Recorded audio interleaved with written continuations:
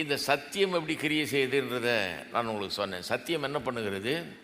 சத்தியம் என்ன பண்ணுகிறதுனா, அதுக்கு ஒரு தன்னிகரற்ற ஒரு ஆற்றல் சத்தியத்துக்கு இருக்குது. என்ன இருக்குது?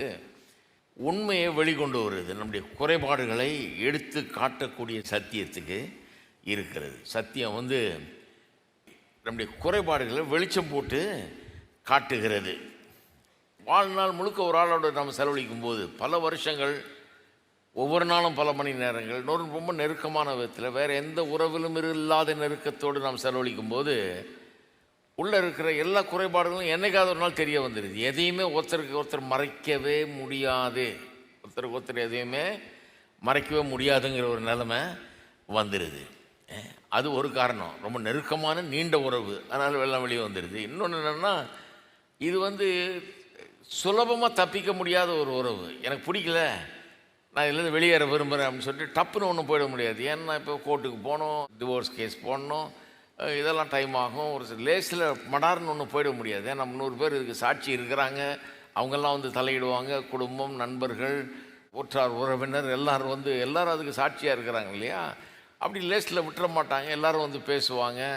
எல்லோரும் தலையிட்டு இதை எப்படியா சால்வ் பண்ணணும்னு பார்ப்பாங்க. அதனால் இந்த லேஸில் வெளியே வர முடியாது, அப்பேற்பட்ட ஒரு உறவு. அதனால் ஒருவருடைய குறைகள் இன்னொருவருக்கு வெளிப்படும் போது அதுலேருந்து தப்பி ஓட முடியாத ஒரு நிலைமை ஆகிடுது. குறைகளை பார்க்குறோம், குறைகளை பார்த்துட்டு சரி பரவாயில்ல இருந்துட்டு போகுது அப்படின்னு போகவும் முடியாது. ஏன்னா வாழ்நாள் முழுக்க அதை சகிக்கணுமே, வாழ்நாள் முழுக்க இந்த குறைகளோடு வாழணுமே, வாழ்நாள் முழுக்க இது இரிட்டேட் பண்ணிகிட்டே இருக்கணுமே. அதனால் அதுவும் இல்லாமல் ரொம்ப ஆழ்ந்த நண்பர்களாக இருக்கிறோம் நம்ம திருமண உறவில், புருஷனும் மனைவியும். ஒருத்தருடைய குறையை மற்றவருக்கு சொல்லி இப்படி இருக்காத, இது நல்லதில்லை, உனக்கு நல்லதில்லை, எனக்கு நல்லதில்லைன்னு சொல்லி மாற்றினாதான் நம்முடைய வாழ்க்கை இனிமையானதாக இருக்கும். அதனால் மாற்ற வேண்டிய அவசியம் அங்கே ஏற்படுறது. அதுதான் இங்கே எபேசியர் 5ஆம் அதிகாரத்தில் அப்போஸ்தலன் பவுல் இப்படி சொல்கிறார். 5:25 பாருங்கள். இந்த பகுதியை நான் படிச்சுட்டு வர்றோம்.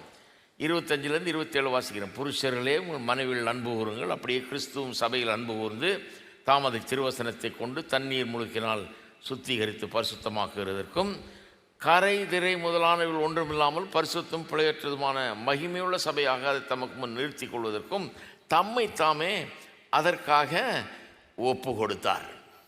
கிறிஸ்து சுத்திகரித்து கழுவி கரை திரை முதலானவெல்லாம் நீக்கி பரிசுத்தம் பிழையற்றதுமான நம்ம மாத்திர வேலையில் இருக்கிறார்.